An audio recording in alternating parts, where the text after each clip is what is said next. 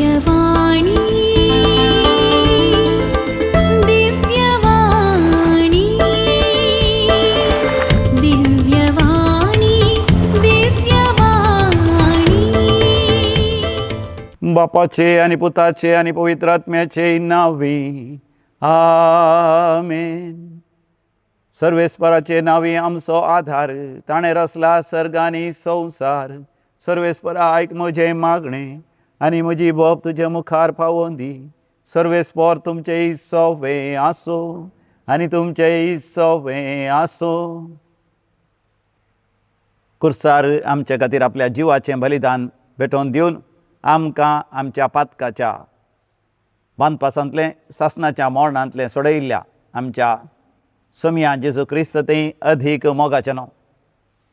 प्राचिताच्या काळार आमी कुर्साची वाट आमी करता. ह्या कुर्साच्या वाटेक विशेश भावार्थाचो अर्थ आसा, मात न्ही आमकां सासणाच्या जिविताची वाट तातूंत आसा. कुर्सा थंय आमकां सोडवण मेळ्ळ्या आनी त्या कुर्सा थंय आमकां पुनर्जिवांतपणांत भागीदार आमी जाता आनी त्या कुर्सा थंय सासणीक जिवीत आमी जोडटा. समिया जेजूनच आमकां म्हळां जुवांवच्या वांजेलांत अध्याय 3 ओळ 3, सतस हांव तुका सांगता, तुवें परत्यान जल्मल्ल्या करीत सर्गींचें राज्य तुका पळोवंक तांगचें ना. मुंदरसून थंयसर 5व्या वळीर समी जेजू म्हणटा, परतून हांव तुका सांगता, तुवें उदकान आनी आत्म्यान जल्मल्ल्या करीत देवाच्या राज्यांत प्रवेश जावंक तुका सांगचें ना. म्हणजे समी जेजू स्पश्ट करता, आमी ताचो मोग करता जाल्यार ताचो पाटलाव करीचय, आमचो खुरीस आमच्या खांद्यार आमी घेजय आनी आमी त्या कुर्सांतय आमच्या पातकाक मरोन पवित्र जिवीत भाग्यवन जिवीत जियेजय. अशें पुनर्जिवांतपणांत आमी भागीदार जायजय. तर करेजमाच्या काळार करची ही कुर्सा वाट आमकां सासणीक जिविताची वाट जाता. तर आतां आमी ह्या कुर्साच्या वाटेंत भोव भुक्तीपणांत वांटो घेवया आनी त्या कुर्साच्या वाटेंत आसची विशेश कृपेची जर आमी हर एकली जोडून घेवया. सुरवेर आमी गावया तें गीत, म्हजो शीस जावच्या खुशी वर्ताय. घे क्रिस्तुचो पाटलाव कर म्हजो. म्हजो शीस जावच्या खुशी व्हरताय, घे क्रिस्तुचो पाटलाव कर म्हजो. आसात माटी कोल्यान घोंटेर सुकण्यान, पूण ना म्हाका सुवात वस्ती करच्या. म्हजो शीस जावच्या खुशी व्हरताय, घे क्रिस्तुचो पाटलाव कर म्हजो. पयलेंच तेसांव आमी नियाळ करया. समिया जेजूक मरणाचें फर्माण दितात. आमी तुका नमस्कार आनी प्रणिपात करता ये समिया जेजू क्रिस्ता, कित्याक तुज्या भाग्यवंत कुर्सा वरवीं सोडयलाय सगळो संवसार. भोव मोगाचें न्हू, समिया जेजूक मरणाचें फर्माण दिलें. फर्माण, आदेश, हुकूम, आज्ञा म्हणटा आसतना आमकां एका तराची भिरांत दिसता. इस्कालान सयत टिचरीन कसली हुकूम दिली, फर्माण दिलें, आमकां लजी दिसता, भिरांती दिसता, कवजणी येता, सांगाता अपधैर आनी हाचे वरवींच आमच्या जिवितांत विशेश एंग्जायटी, काळजाचे धडधडे, मोतीचेर वत्तड आनी एका तराचें निरासपण, सलवणी, देदेस्परपण आमकां भोगता. हें सगळें समी जेजू ताच्या जिवितांत मनीस जावन अनुभव करता. कितेंच सूख करिनातल्या ताका, पातक करनातल्या ताका, शिक्षे पैकी अधीक वर्ती शिक्षा, कुर्सार वळवळ्याच्या मरणाची शिक्षेची फर्माण जाता.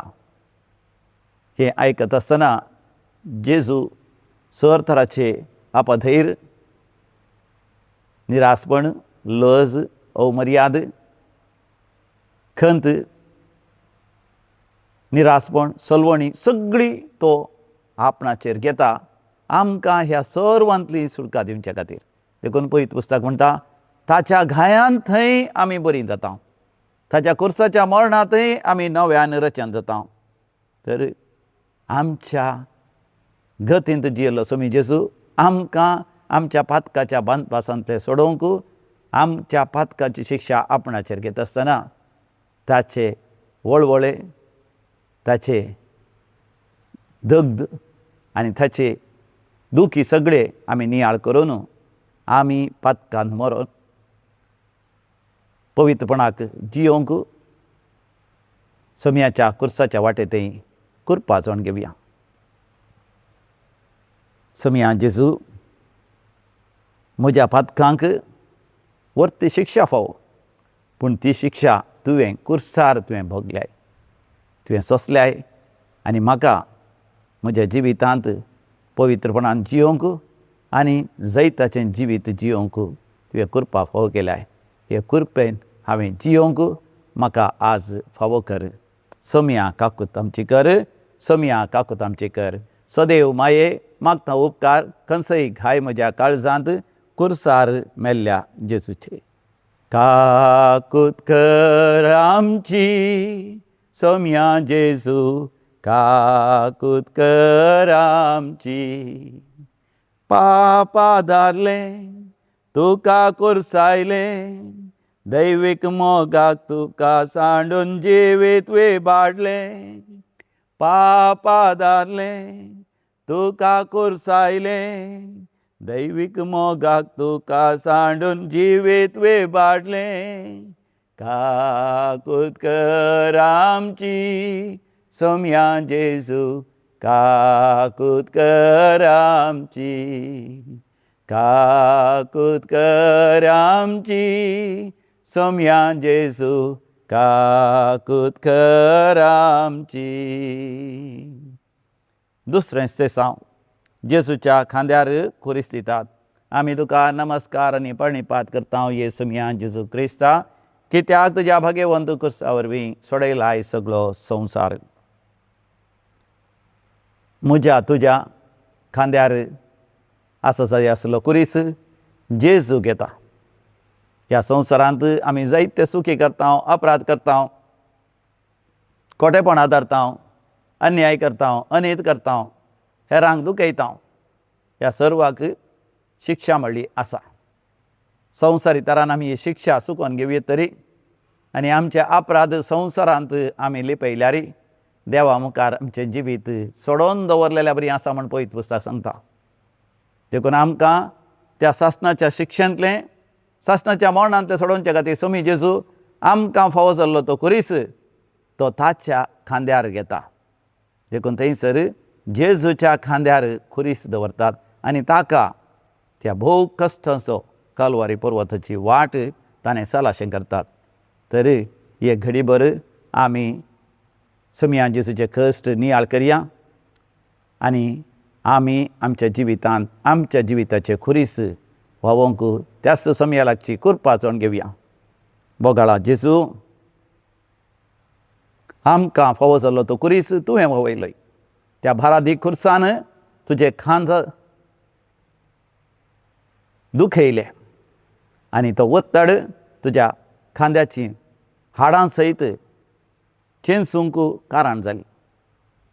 आमच्या पातकांची दूख आमी धरता आनी आमी आमच्या जिवितांत भक्तीपणान जियोंक, तुज्या सुवार्थेच्या उजवाडान जियोंक, सदांच देवाचो मोग पेल्याच्या सेवा साकरेंत आमकांच संपूर्ण तरान समर्पण दिवंक तुज्या ह्या कश्टाच्या पुण्या वरवीं आमकां विशेश कुरपा फावो कर. सोम्या काकूत आमची कर, सोम्या काकूत आमची कर. सदैव माये मागता उपकार खंयसय घाय म्हज्या काळजांत कुर्सार मेल्ल्या जेजूचे. काकूत कर आमची पवित्र आत्म्या, काकूत कर आमची. काकूत कर आमची पवित्र आत्म्या, काकूत कर आमची.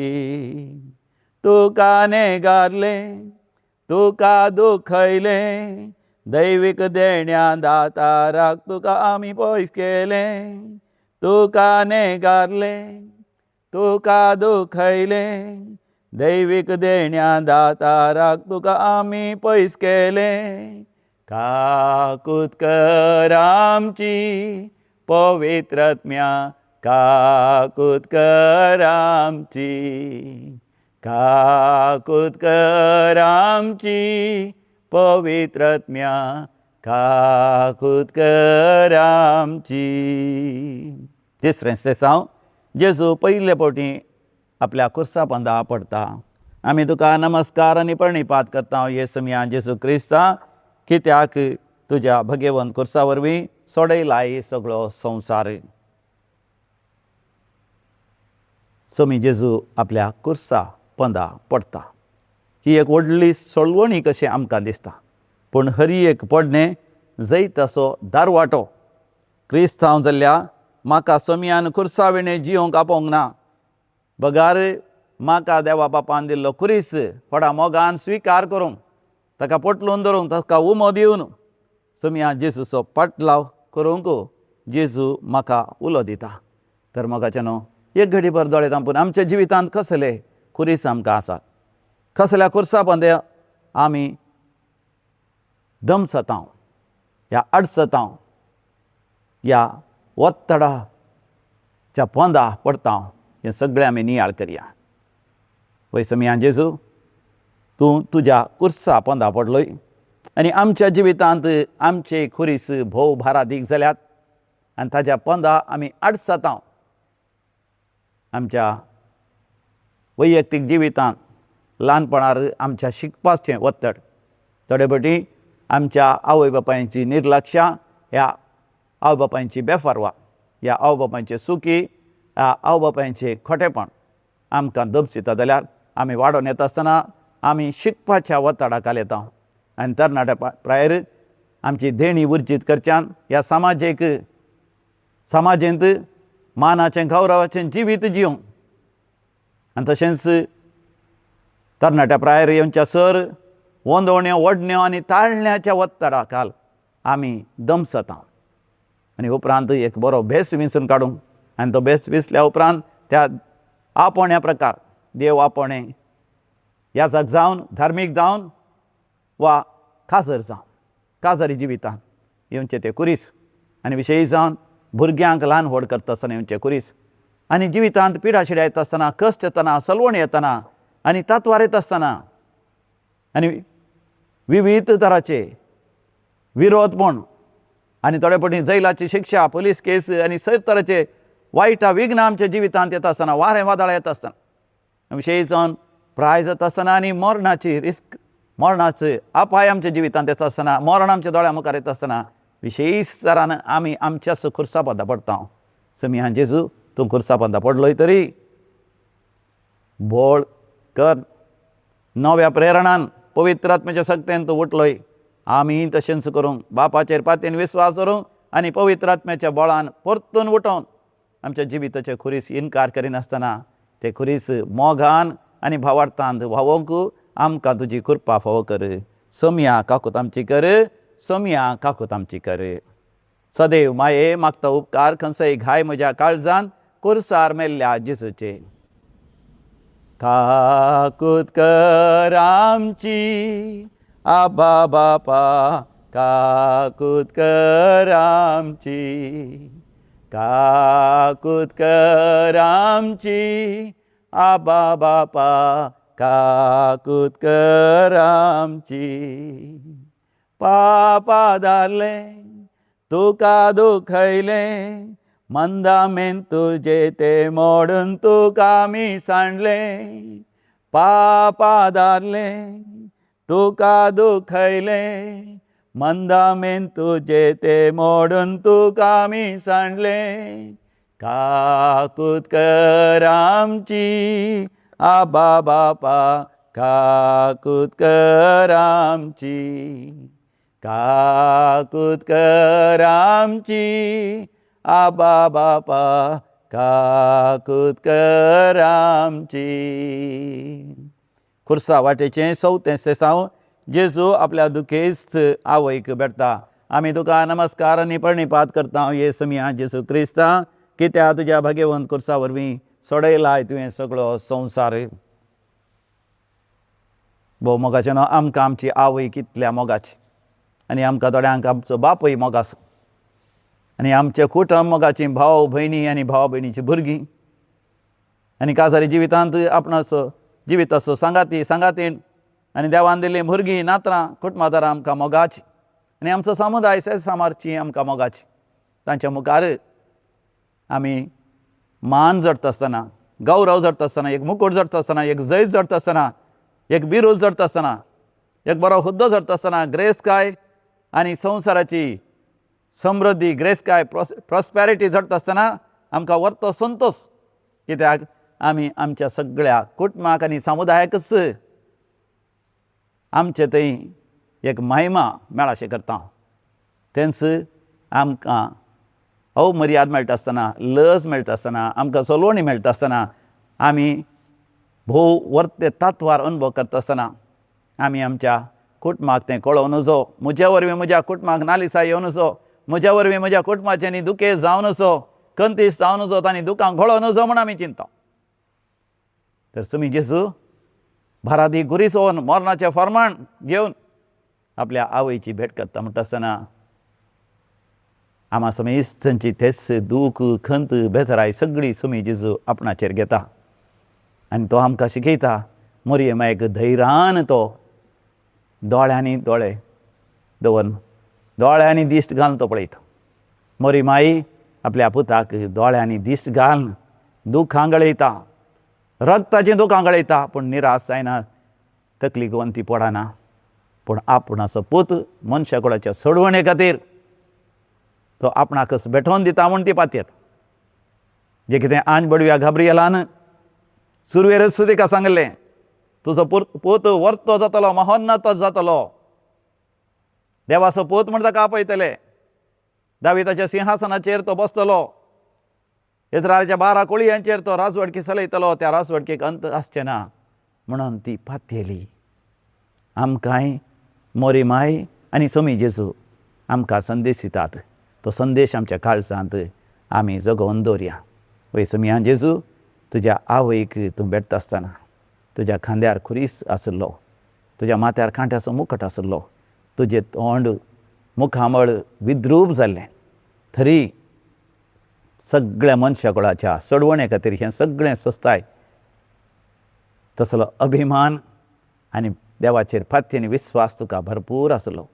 आमच्या जिवितांत कश्टां आकांताच्या वेळार निराश जायनाशें, देदस्पर जायनाशें, बापाचेर फाती आनी विस्वास धरूंक, आनी आमच्या कुटुंबांत हांव कितेंच आमी लिपयनासतना आमच्या कुटुंबा सांगता प्रामाणीकपणान सथानितीन जिवंक, आनी आमच्या कुटुंबाच्या उदरगती खातीर, आमच्या कुटुंबाच्या महिमे खातीर आमकां आमी संपूर्ण तरान समर्पण दिवंक आमकां तुजी कृपा दी. सोमिया काकूत आमची कर, सोमिया काकूत आमची कर. सदैव माये मागता उपकार खंयसय घाय म्हज्या काळजांत, खुर्सार मेल्ल्या जेजूचे. काकू तुजी दाखय जेजू मोगाळा, ससाय तुजी मागता जेजू दयाळा. काकू तुजी दाखय जेजू मोगाळा, ससाय तुजी मागता जेजू दयाळा. कुर्साच्या वाटेचे 25 तेसांव सिरेनाचो सिमांव जेजूक खुरीस वावोंक कुमक करता. आमी तुका नमस्कार आनी प्रणिपात करता येसुमिया जेजू क्रिस्ता, कित्याक तुज्या भाग्यवंत कुर्सा वरवीं सोडयलाय सगळो संवसार. भोव मोगाचें न्हू, सिरेनाचो सिमांव नाडा थावन आपल्या गांवांत थावन, सिरेन म्हणल्या गांवांत थावन, सिरेन म्हणलो गांव इजिप्तांत आसा, आफ्रिकांत आसा, थंय थावन जेरुजलेमांत तो आयिल्लो. जेरुजलेम पळोवंक तो आयिल्लो आपल्या दोगां भुरग्यां सांगाता, चरक्या भुरग्यां सांगाता आनी आपल्या पत्नी सांगाता. सगळो जेरुजलेम पळोवन तो संतोश अनुभव करूंक आनी पास्कांचे फेस्त संतोशान आचरसूंक थंयसर आयिल्लो. पूण जालें, दुसऱ्यांच देवाची खुशी जाली, सोडवणदाराचो खुरीस ताणेंय होवयचें म्हणून. त्या शिपायांनी जेजूचो खुरीस काण ताच्या खांद्यार दवरता आसतना सिरेनाच्या सिमांक कांटाळो बगलो एका अपराधाचो कुरीस हांवें कित्याक वयचें तो नेणा आसलो नाजरेचो जेजू सोडवणदार म्हणून देवाचो पूत म्हणून ताणें चिंतलें तो एक अपराधी म्हणून ना कुशेन तो न्ही तो वयलो पण उपरांत जेन्ना समी जेजू पुनर्जिवान जालो सिरेनाचो सिमांव संतोसलो आपणाचो कुरीस सोडवणेचो कुरीस आसनाचो कुरीस आपणा सासणाचे जिवीत दिवचो कुरीस सासणाचो मुकूट दिवचो कुरीस सासणाचें इनाम दिवचो कुरीस सासणाक आकाशा वयल्या नेकेत्रा बरी परजळोवन आज्या बडव्या सांगता सांता भक्त सांगता देवा बापाच्या मुखामळाचो परजळ पळोवन तो कुरीस त्या वरवीं जें कितें ताणें दोळ्यांनी पळोवना कानांनी आयकोना ताच्या काळजांत रिगोना तसले वर्त्यो संगती इनाम जावन देव बाप ताका दितलो म्हूण तो जाणा जालो तर मोगाच्यान एक घडीभर दोळे धांपया आनी नियाळ करया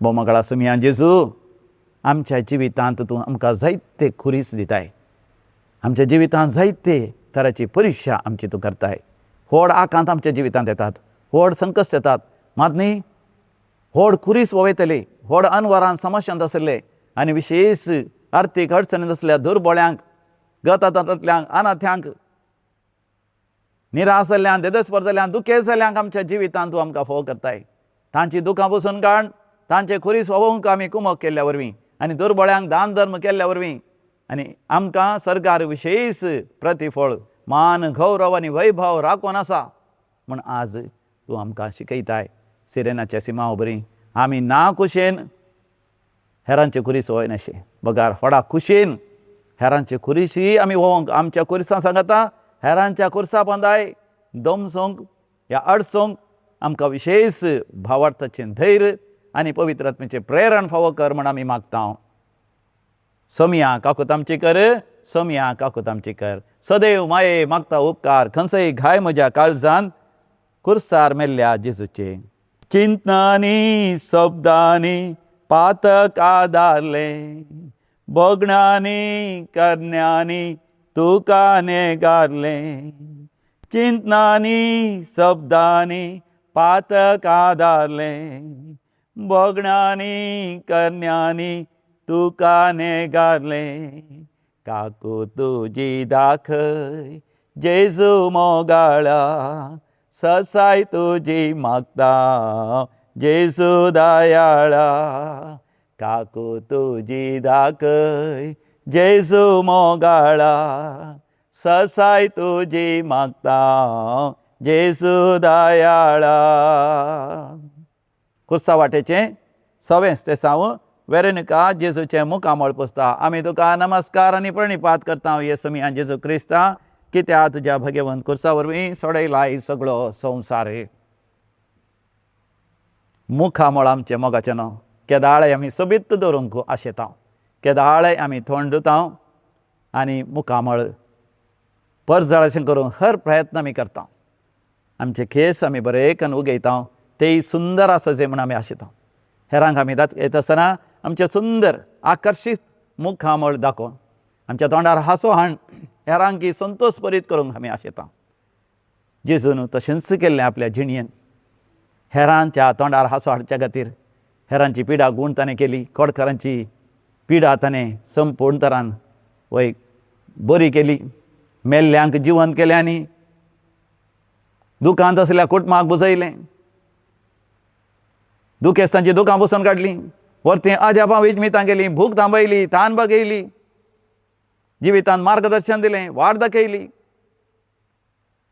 अनीत अनुभव करतल्यांचे पार्थ घेवन तांचो पक्ष घेवन तांकांय आदर्शन सुदारसून व्हेलें आनी इतल्या मोगाळ दयाळ मोवाळ सोमियाक आतां कुर्साचें मरण मेळ्ळां माथ्यार कांट्याचो मुकूट दवरला तोंड ताचें घायांनी रुवांनी सांगातास रक्तांत धुळींत तें बुडलां आनी थोड्यांनी ताचेर थिपी सयत उडयल्या वेद्रोप जाल्ल्या सोमिया जेजूचें मुखामळ पुसूंक धैर्यान मुखार सरता ती एक दयाळ स्त्री वेरोनिका आनी जेजू तिका दिता एक विशेश वय काणयेक आपलें मुखामळच तिच्या त्या तुवाल्यांत तो खंसयता तर मोगाच्यान एक घडीभर आमी नियाळ करया वय सोमिया जेजू आमच्या जिवितांत मुखामळ विद्रूप जाल्ल्यांक पळयत आसतना जिवीत देसवाड जाल्ल्यांक पळयत आसतना विशेश कश्ट भोगतल्यांक पळयत आसतना आमी तांचे तावन पयस रानाशें मोगार वेरोनिकान केल्ल्या त्या दयाळाचे करणे बरी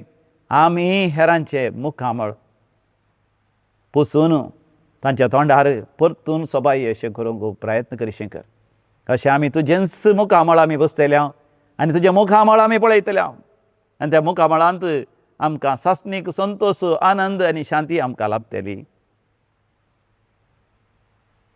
सोम्या काकूत आमची कर, सोम्या काकूत आमची कर. सदैव माये मागता उपकार खंयसय घाय म्हज्या काळजांत कुर्सार मेल्ल्या जेजूचे.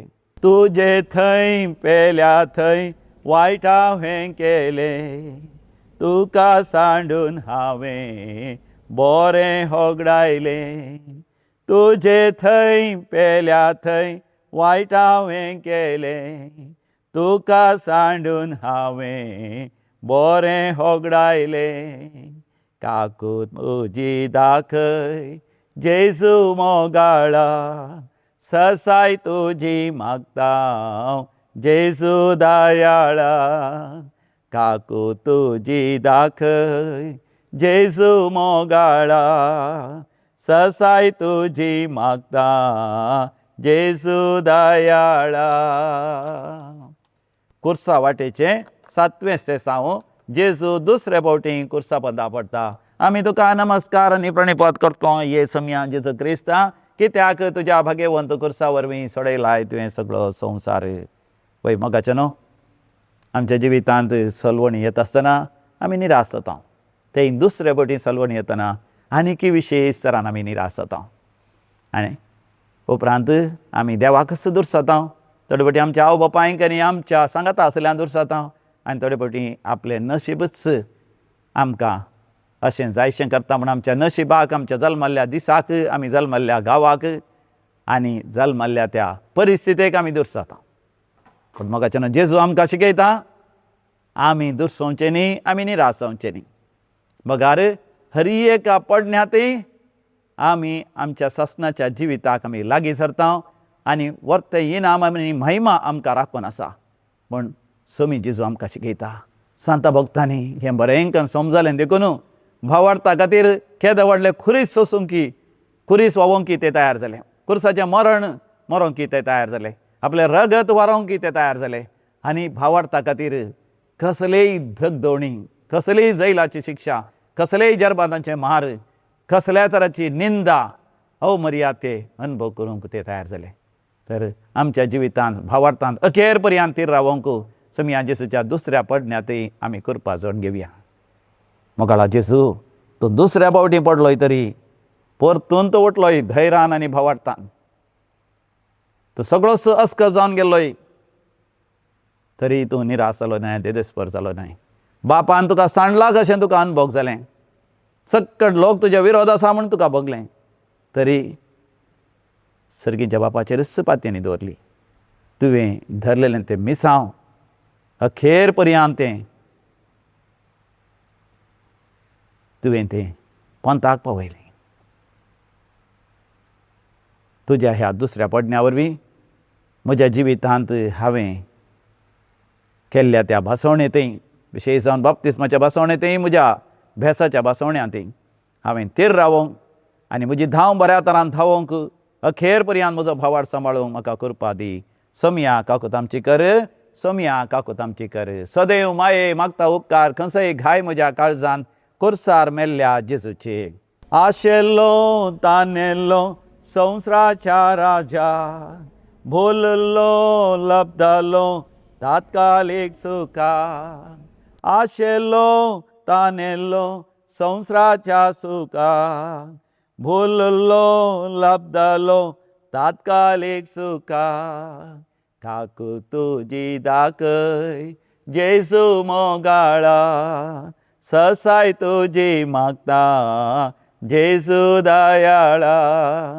काकू तुजी मागता जेजू मोगाळा, ससाय तुजी मागता जेजू दयाळा. कुर्सा वाटेचें 8वें स्तेसांव जेजू जेरुसलेमाच्या स्त्रियांक बुजयता. आमी तुका नमस्कार आनी प्रणिपात करता ये सम्या जेजू क्रिस्ता, कित्याक तुज्या भाग्यवंत कुर्सा वरवीं सोडयलाय तुवें सगळो संवसार. स्त्रियांचे काळीज मोवाळ दयाळ आनी बिरमोतीचे. जेजून केल्लें बरेंपण पळयल्ले त्यो स्त्रियो, जेजू इशांत बरें आयकल्ले स्त्रियो, जेजू कश्टालो पळोवन तांकां सोंसूंक जालें ना. ती भोव अस्कत आनी तांकां कसलोच अधिकार ना. दुसरें कांयच करूंक तांकां जालें ना. केवल तीं रडलीं, गळगळ्यां रडलीं आनी जेजू तें तसो हुस्को तांणी दाखयलो आनी जेजू लागीं सरोंक तांणी प्रयत्न केलें, पूण शिपायांनी तांकां सोडलें ना. बिरमोतीचें काळीज तांचें. आमचें काळीज बिरमोतीन कोसळ्ळा जाय. जेजूचें काळीज तरी आमचें थंय बिरमोतीन कोसळटा. देखूनच ताणें आमकां हर एकल्यांक आपयलां. कश्ट जाल्यार म्हजे सरशी येया, वाजान वोवयतल्यार म्हजे सरशी येया आनी हांव तुमकां विशेव दितलों, शांती दितलों, समाधान दितलों, बुजवण दितलों आनी तुमकां तुमचें जिवीत दिवंक धैर्य दितलों. तर मोगाच्यान एक घडीभर दोळे धांपून आमी नियाळ करया. समिया जेजू, जेरुसलेमाच्या स्त्रियांनी तुका खुर्सा वाटेर बुजयलें. म्हजें थंय एक नवें काळीज, तुजें तसलें काळीज रस. जेजू खालत्या आनी फळ्या काळजाच्या खर काळीज म्हजें तुज्या काळजा सारकें मोवाळ्याचें, दयाळाचें, बिरमोतीचें. जेरुसलेमाच्या स्त्रियांनी तुका बुजयलें आनी सोडवणदाराकच बुजोवन तांणी सासणीक जिवीत जोडलें. हांवें म्हज्या जिवितांत दुर्बळ्या धाकट्यांचें रुदान, दुर्बळ्या धाकट्यांचें कश्ट, तांचो तत्वार, तांच्या जिविताची निर्गत पळोवन हांवें दुखां गळयशीं आनी तांकां कुमोग करिशें आनी तांच्या सांगाता एकवटोन सासणीक जिवीत जोडूंक म्हाकाय तुजे सारकें काळीज फावो कर जेजू म्हूण परतून मागता हांव. सोमिया काकूत आमची कर, सोमिया काकूत आमची कर. सदैव माये मागता उपकार, खंयसय घाय म्हज्या काळजांत खुर्सार मेल्ल्या जेजूचे. नवें स्तेसांव जेजू तिसरे फावटी खुर्सा पोंदा पडटा. आमी तुका नमस्कार आनी प्रणिपात करता हांव येसुमियान जेजू क्रिस्ता, कित्याक तुज्या भाग्यवान खुर्सा वरवीं सोडयलाय तुवें सगळो संवसार. आमी पडटा तें खरें, पूण उठता. जिवितांत सलवणी एक दोन फावटी आयल्यारी आमी सोंसूंक सुलाब जाता. पूण त्यो सलवण्यो चड जाल्ल्या वेळार 3, 4, 5 वयर सलवणी आयिल्ल्या वेळार आमी इतले निराश जाता गे, देदेस्पर जाता गी, देवाक दुर्साता मात न्ही. आमी जिवितांत आशा सांडटा, सर तराच्या वायट सवयांक वळख जाता. बेबदेपण, ड्रग्स, सिगरेट, बिडी, तंबाखू, ह्या पोसडेपण, आपणांतल्या वायट करण्यो, ह्या हेरांकी वायटाक आमी वापरता. भ्रश्टाचार, पयशांनी खेळचें, जुगारी, सोरचें, लुटचें, झगडचें, गाळी शिराप दिवचें आनी थोडे फावटी आमचें मानसीक मोतीचें संतुलन सयत होगडावन घेता. आनी असल्या वेळार जेजूच्या खुर्सा वाटेर जेजून तिसरे फावटी पडल्यार थंयसर पडले लागींच रावनासतना, निसहायक जावन ताचो खुरीस व्होवनासतना, अर्द्या वाटेर ताचें मिसांव संपयनासतना जेजू मुंद आसून व्हरून गेलो ताची खुर्सा वाट.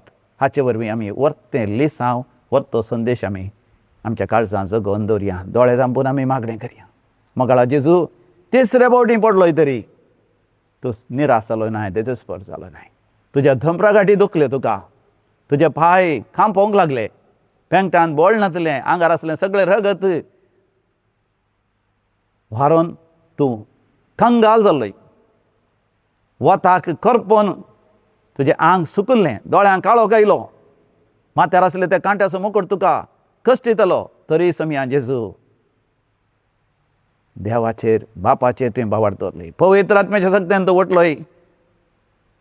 तुजी दिश्ट खुर्सार मरचे थंय, मनशा कडेच्या सडवणे थंय तुवें खंसोवन दवरली. तशेंच आमच्या जिवितांत आमच्या मिसांव अखेर करूंक आमकां तुजी कृपा दी. सर तराच्या लोभदेवण्यांतावन आलाग रावंक, वायट सवयांतावन आलाग रावंक, निरासपणांतावन, देदेस्परपणांतावन अलग रावंक आमकां तुजी कृपा फावो कर. सोमिया काकूत आमची कर, सोमिया काकूत आमची कर. सदैव माये मागता उपकार, खंयसय घाय म्हज्या काळजान खुर्सार मेल्ल्या जेजूचे.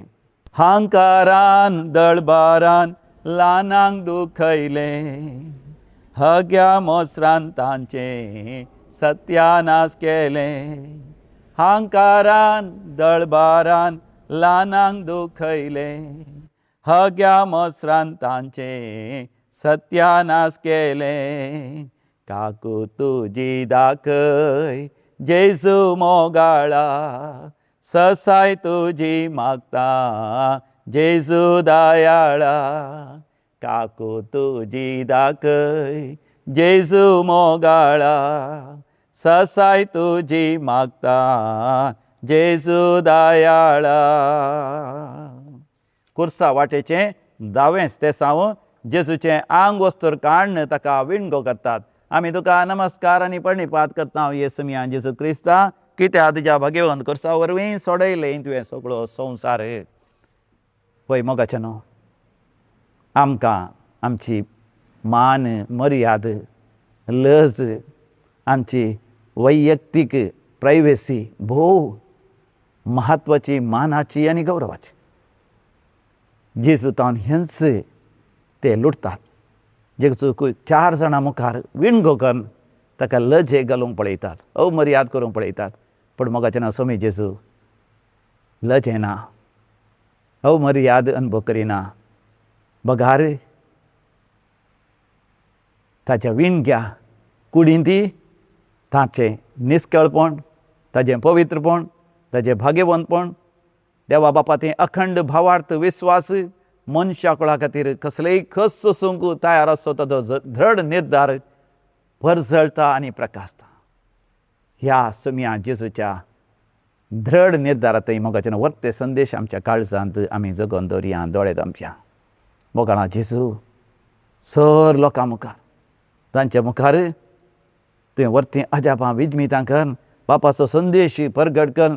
देवा बापाचो पूत तूं तुज्या मिसांव खातीर संपूर्ण समर्पीत केल्लो म्हूण तुवें तांकां परगट केल्लें. तरी तुका विणगो करता आसतनाय तुका लज भोगली ना कित्याक तुजें पवित्रपण तुजें निश्कळपण तुवें सांबाळलेलें.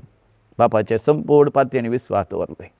आनी आमी आमच्या जिवितांत विणगेपणा वरवीं लज सोडून मर्याद सोडून मान गौरव सोडून देवाचे उपादेश मोडून आमी जोड घेतलेले पातकां आनी पातकाचो शिराप आनी पातकाची शिक्षा तुवें तुजेर घेतली. पळय सुमिया जेजू तुजे थंय नव्यान आमी रुपांतर जावं आनी सदांच आमचो मान गौरव लज आमी सांबाळून दवरूंक आनी अशें देवाक महिमा दिवचें तसलें परजळीक जिवीत घेवंक आमकां तूं फावो कर. सोमिया काकूत आमची कर सोमिया काकूत आमची कर. सदैव माये मागता उपकार खंयसय घाय म्हज्या काळजांत कुर्सार मेल्ल्या जेजूचे. गरिबांक पिडेस्तांक हांव कांठळ्ळो अशिकपांक अनाथांक हांव उपराटलो. गरिबांक पिडेस्तांक हांव कांठळ्ळो अशिकप्यांक अनाथांक हांव उपराटलो. काकूत म्हजी कय जेजू मोगाळा ससाय तुजी दाखय जेजू दयाळा. काकू तुजी दाखय जेजू मोगाळा ससाय तुजी मागता जेजू मोगाळा. कुर्सा वाटेची 11वें सावन जेजूक कुर्सार खिळयतात. आमी तुका नमस्कार आनी प्रणिपात करता येसुमिया जेजू क्रिस्ता कित्याक तुज्या भाग्यवंत कुर्सा वरवीं सोडयलाय तुवें सुवें सगळो संवसार. मोगाचें नांव सुमिया जेजूक विणगो करून त्या कुर्सार न्हिदयता ताच्या हाता पांयांक खिळे मारतात.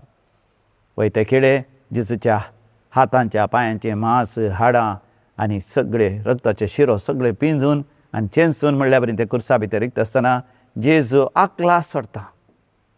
म्हज्या बापा म्हज्या मांय म्हणून तो देवा बापाक उलो मारता आपल्या आवयक मरिये मायेक आनी सांजूचे बापाक तो उलो मारता. वय आमी आमच्या जिवितांत आकलास सोडता. दुसरो कसलोच आदार आमकां मेळनातल्या वेळार देवूच आमचो आदार जाता. आमची आवय आमची बापूय आमकां वय मोगाची मनशां उगडासायतात. जेजून हे सगळे अनुभव केले तरी ताणें भावार्थ सांडलो ना आपलें मिसांव ताणें होगडायलें ना.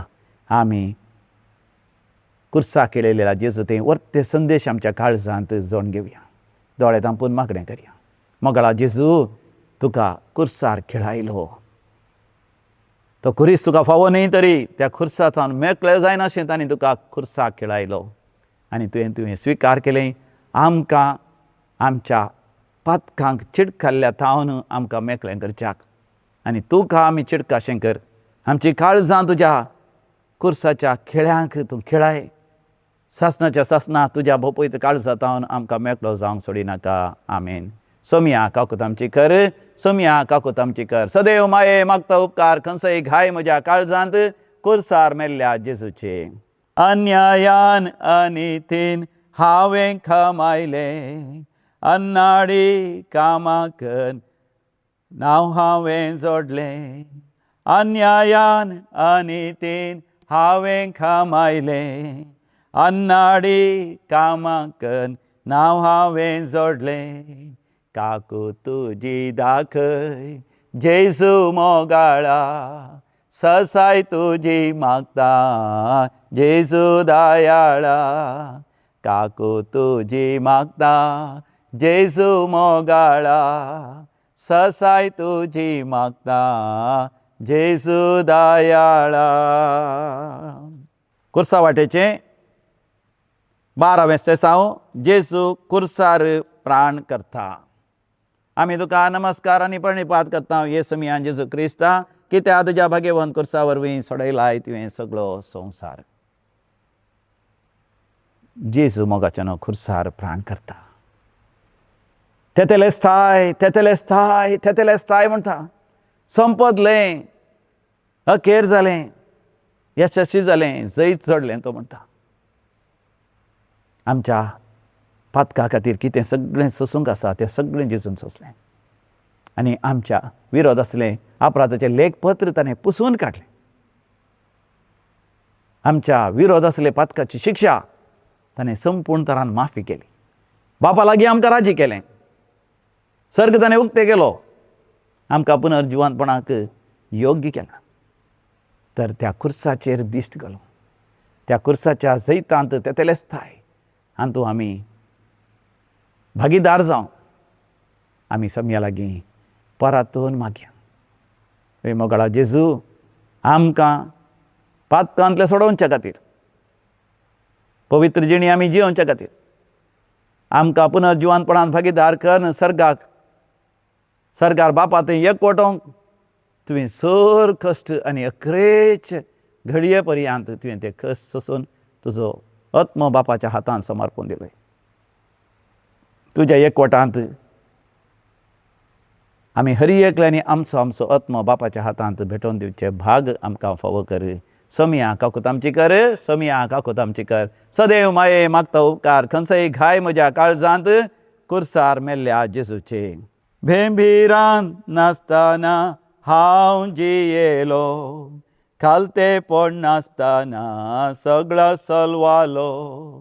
भेंबीरान नासतना हांव जियेलो, खालतेपण नासतना सगळो चलवालो.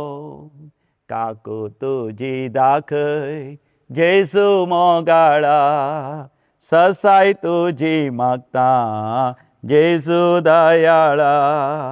काकू तुजी दाखय जेजू मोगाळा, ससाय तुजी मागता जेजू दयाळा. कुर्सा वाटेचें 13वें सेसांव जेजूची निर्जीव कूड मोरयेच्या उस्क्यार दितात. आमी तुका नमस्कार आनी प्रणिपात करता येसू मियान जेजू क्रिस्ता, कित्याक तुज्या भाग्यवंत कुर्सा वरवीं सोडयलाय तुवें सगळो संवसार. हर एका आवयक आपल्या भुरग्याचो मान जाय, गौरव जाय. ताका बिरुदां मेळ्ळेलीं जाय, बरो फुडार असो केल्लो जाय. आपल्या भुरग्यान सगळ्या लोकां मुखार यशस्वी जाल्लें जाय, जैत जोडलेलें जाय. इस्कॉलरशिपच्या भुरग्यान डिस्टिंक्शन काडिल्ल्या वेळार, तांकां मान मेळ्ळेल्या वेळार, आमच्या भुरग्यांचो फोटो आनी नांव पेपरार, न्यूज पेपराचेर, माध्यमांनी छापलेल्या वेळार, ह्या रस्त्यार असल्या होर्डिंगाचेर आयिल्ल्या वेळार आवय बापायक जावचो संतोश, आनंद, तो गौरव, मान, वैभव सांगूंक असाध्य. पूण तेच आपल्या भुरग्याक अवमर्याद मेळिल्ल्या वेळार, लज मेळिल्ल्या वेळार, आपल्या भुरग्यान सलवणी जोडलेल्या वेळार, ह्या भुरगो वायट सवयांक वळख जाल्ल्या वेळार, 4 जाणां मुखार ताका अपकीर्त मेळिल्ल्या वेळार, ह्या जैला गेलो जाल्यार, अपराधी म्हण ठरयलो जाल्यार आवय बापायक जावची ती लज अवमर्याद सांगूंक असाध्य. आनी आतां मोरये मायेच्या उस्क्यार आसा जेजूची निर्जीव कूड. कितें सगळीं सपनां मरियमेच्या काळजांत मनांत आसलीं. म्हजो पूत वर्तो जातलो, मोहनाचो पूत म्हूण ताका आपयतले. दाविदाच्या सिंहासनाचेर तो बसतलो, 12 कुळयांचेर राजवटकी चलयतलो, ताच्या राजवटकेक अंत नासतलो. हें सगळें भावार्थान ती पातयली तरी आतां तिच्या भावार्थाची परिक्षा जाता. तिच्या पुताक मरणाचें फर्माण मेळ्ळें, अपराधी म्हूण फैसल मेळ्ळें. लोकांनी ताची निंदा केली, ताका जरबान मारलो, माथ्यार कांट्याचो मुकुट दवरलो, ताचे वयर थिंपी उडयली. तो 4 जाणां मुखार लजे भरीत थरान खुर्सा बांदा पडलो, वीण गोकन ताका खुर्सायलो आनी आतां ताणें तसो जीव सयत होगडायला. तरी मोरी माय पातयेली. पवित्र आत्म्याची जाणवाय तिणें जोण घेतली. म्हजो पूत मेलो तरी तो जिवन जातलो आनी खरेपणी देवान बसयलेलें तें खंडी जावन जारी जातलें म्हूण ती पातयली. आमी हो संदेश आमच्या काळजांत घेवया, दोळ्यां धांपून मागया. पयसुम्या जेजू, तुजी निर्जीव कूड तुज्या आवयच्या उस्क्यार आसल्यार तिका तुवें ती विशेश दैवी कृपा दिली. ती निराश जाली ना, देदेस्पर जाली ना, कंगाल जाली ना. भकार तुजें निर्जीव कूड पळोवन सयत ती पातयेली. तूं पुनर्जिवान जातलोय म्हणून. तूं महन्नाचो पूत, तूं दाविदाच्या सिंहासनाचेर सासणाक राजवटकी चलयतलोय आनी तुज्या राजवटकेक अंत आसचो ना म्हूण ती पातयली. देखून सर्गा संवसाराची राणी ती जाली. कुडी आत्म्या समेत सर्गार वेचें भाग तिका फाव जाले. पयसुम्या जेजू, मरियमेचें भक्तीपण आदारतल्यांक आमकां, तिका आमची आवय म्हूण स्विकार करतल्या आमकां तिचे थंय सर्गार कुडी आत्म्या समेत वचोन थंयसर बापाचें मुखामळ पळोवचें भाग तुज्या खुर्साच्या मरणांतय आमकां फावो कर. आमेन. सोमिया काकूत आमची कर, सोमिया काकूत आमची कर. सदैव माये मागता उपकार, खंयसय घाय म्हज्या काळजांत, खुर्सार मेल्ल्या जेजूचे. देवा दयाळ काकुतेच्या, बोगस बापा मोगाच्या, बापय म्हण आडवार नाका, भुरग्यांक तुज्या सोडनाका. खुर्सा वाटेचें 14वें सेसांव सोमिया जेजूची निर्जीव कूड निके पितात. आमी तुका नमस्कार आनी प्रणिपात करता ये सोमिया जेजू क्रिस्ता, कित्याक तुज्या भगवंत खुर्सा वरवीं सोडयलाय तुवें सगळो संवसार. भोव मोगाचें न्हू. सोमिया जेजूची निर्जीव कूड त्या सेपुल्क्रांत, त्या समाधींत, त्या फोंडांत दवरता आसतना आनी उपरांत त्या समाधीच्या तोंडाक ती शिळा लोळोवन पिलाताच्या अधिकारांनी ताजेर मोर मारता आसतना सगळ्यांनी चिंतलें सगळें अखेर जालें म्हणून, जेजूचें जिवीस अंत जालें म्हणून. पूण मोगाचें अंत जावना, तें अंत जाता सुरवात सासणीक जिविताची, नव्या सोडवणेच्या काळाची. सोमिया जेजून परतून येवन आमकां एक दीस सर्गार आपोवन व्हरच्या त्या काळाची मोगाचें सुरवात जाता. जेजूक 6 दीस तो फोंड दवरूंक सकाना बेगीनच सोमी जेजू पुनर्जिवन जाता. त्या फोंडाची शिळा आपापीच उक्ती जावन बोगलेक ती लोळोन वेता. सोमी जेजू पुनर्जिवन जाता आनी हालेलुया गायन ते आंजबडवे व्हडा संतोशान गायतात. वय सोमिया जेजूची कूड थंयसर संपूर्ण तरान सोडवणे खातीर समर्पण दिल्ली ती आमच्या पुनर्जिवनपणाची कृपेची जर जाता. तर मोगाचें न्हू, आमी दोळे धांपून मागणें करया. सोमिया जेजू, तुजी निर्जीव कूड थंयसर फोंडांत दवरली, पूण तुवें तुका संपूर्ण तरान बापाच्या खुशेक आनी मनशाकुळाच्या सोडवणेच्या मिसांवां समर्पण दिलें. देखून तूं बापाक मानवाल्लो मोगाचो पूत जाताय आनी तूं सगळ्या मनशाकुळाचे सोडवणूक तूं जाताय. तुजें थंय आमच्या पातकांचें बोगसणें आमकां फावो कर. तुजें थंय नव्या जिविताची कृपा आमकां फावो कर. संपूर्ण तरान रुपांतर जावन तुज्या पुनर्जिवनपणांत भागीदार जावंक आमकां हर एकल्यांक फावो कर. सोमिया काकूत आमची कर, सोमिया काकूत आमची कर. सदैव माये मागता उपकार, खंयसय घाय म्हज्या काळजांत, खुर्सार मेल्ल्या जेजूचे. ये जेजू हांव काकूत मागता, देतलोय म्हूण पातयेता. सर म्हजी पात कांकान ठळटा, आयच्यान ती सकड सांडटा.